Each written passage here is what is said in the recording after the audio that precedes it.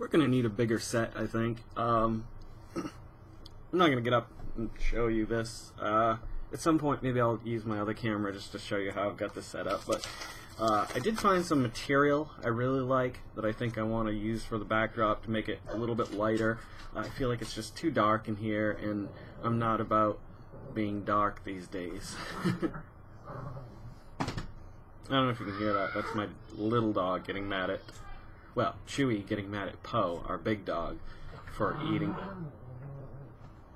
It's quite gremlin-like. It's kind of scary. Anywho, so, yeah, new set. I talked about this at the end of the first video last night about what upgrades are coming, but these are actually bunkie boards off of a twin bed that we had from Gwen when she had bunk beds, like 15 years, well, no, it couldn't have been 15 because she's only 16, so maybe like 10 years ago, 11 years ago, and I just have a sheet draped over them. I put 2 hinges on it just so I could open it and close it and take it down if I needed to, but I think I'm going to need a third one because I actually extended it with a board off of the top. So I'll just kind of briefly show you here what I'm talking about. That's it. Like, here's the monkey board underneath, which this is actually the color I want.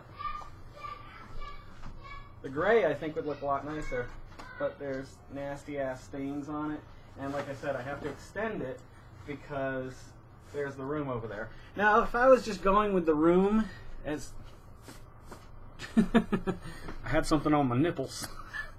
If I was just going with the room as the backdrop, which I thought about, and I might go back to it at some point, or I might switch it up, then that wouldn't be a big deal. But I like having that. I feel like it's focused between you and I rather than distraction from all the other stuff going on in the room.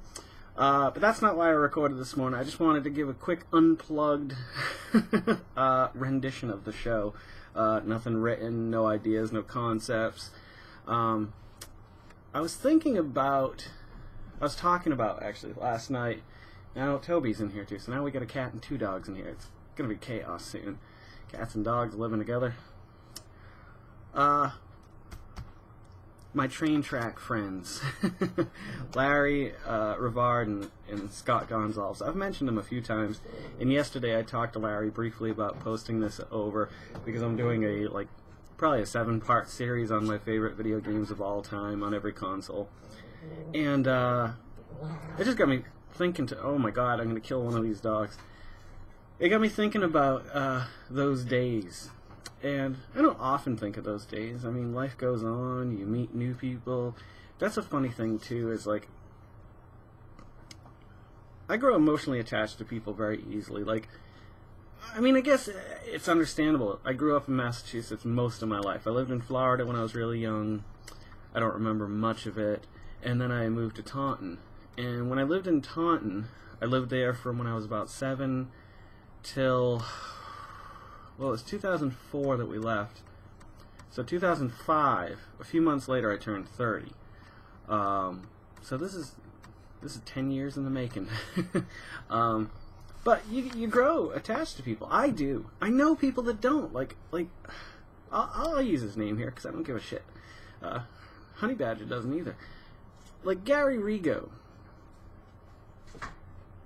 is someone who apparently doesn't easily attach to people, like, because when me and Corey and him were friends for the few years that we were really close, I mean, Corey and I obviously are still very close, but Gary was a part of that. Like, we were a trinity. We were the unibrow, we used to call ourselves. But when he decided he didn't want to be a part of the unibrow anymore, I don't think he felt any emotional loss from moving on to a new group of friends, and eventually moving out of state. Like, I remember the night I was leaving, like, I'd been trying to see Gary before I left, because I mean, he was a good friend of mine for a long time, and we'd lost touch, and we communicated every now and again, but he really kind of just, hurt me. Like when you grow emotionally attached to somebody, and you spend, like, years with them, doing crazy stuff, hanging out and stuff like that. I don't mean this video to turn into a depressing thing, because I'm all about smiles. So But my point being is that, like, it was like pulling teeth to try to find a night that would work for him so that we could hang out one last time before I may never see him again. And I haven't seen him again. And there were several times that he was supposed to come down with people to visit us, and every time he backed out. And so I have no place for people like him in my life anymore. And I doubt he watches these. And if he does, then I apologize, but that's my stance on you. You know, I'm going to keep the people in my life that do want to be attached to me, you know, or be a part of my world. So that's how I feel about that. But I started thinking about Scott and Larry and all the crazy things we did as kids. Like, I remember once at the Old Taunton Mall in Massachusetts, we were walking through the mall, and we got to Stop and Shop, and they had the bubblegum machines outside. And one of them, the top had broken off, the bouncy ball one, and it was filled with small and you know, the larger size bouncy balls, the super balls. And we were like, holy shit. So we just found a gold mine. So we load our pockets with as many as we can. We don't give a shit. We're little kids. I can't remember how many we had. And we went back to my house.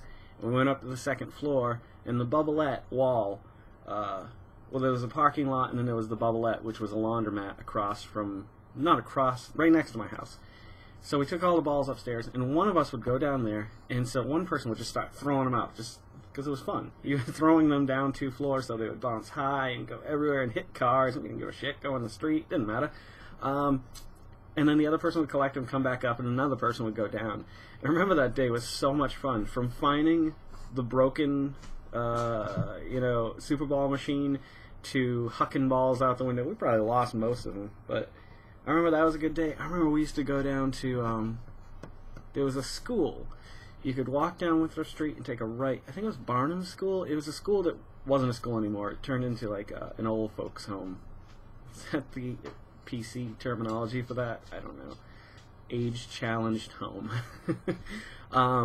And there was an old bridge there, and there was a button factory, and you could go down there, and there was still like buttons everywhere in the woods, and the swamp was murky and nasty down there, and you'd throw stuff in, and there'd be turtles and frogs and fish and snakes, and I remember like being young in the spring or in the summer when you're off of school, and like spending your whole days, like, I mean, weeks at a time, just like you'd meet up with your friends. Sometimes you'd ride your bike somewhere, sometimes you'd walk, you know, and you'd just find all these neat little nooks, these little hangouts and forts and things that you would make. And like, I remember behind Scott's house was a nail factory, but in the woods there was an old building that had burnt down, but the foundation was still there. So there was little sections of it that was still dug out. So we'd build forts underneath the ground in them. You just have to lay stuff over, usually pallets and branches and stuff on top of it, and you'd have a little fort, you know, easy to build fort. Or we'd use the pallets, and I remember we'd make 2-level forts with those things. Unfortunately, the people would eventually come over and take their pallets back, but in the meantime, it was fun. We built it so high once that we were able to get up onto the roof of this nail factory. That was a little nerve-wracking, because if the fort ever fell over, I don't know how you'd get down. You'd have to have somebody build a fort or get a ladder or something. Anywho, those summers were awesome as a kid. And hanging out, you know, all day. From early in the morning, you'd eat breakfast, get out there, go to somebody's house to eat lunch, one of the 3 people's houses. Play video games maybe sometime for a while in the afternoon. Go back out again and just play in the yard, wrestle. Remember wrestling as a kid? Like just pounding the tar out of each other and until somebody got really mad, and then, you know, you'd go home, and then the next day they'd come back and you'd work things out. I just remember those times, and those times are long gone now. But nonetheless, I just wanted to, like I said, this is an unplugged quickie, and I'll see you guys tonight. Alright?